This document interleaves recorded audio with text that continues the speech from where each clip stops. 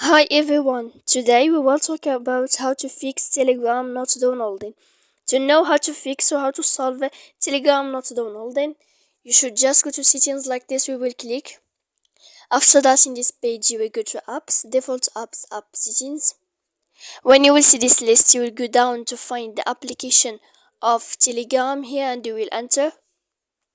Then in this page here, you will go to click for stop. When you will end this, you will enter to storage.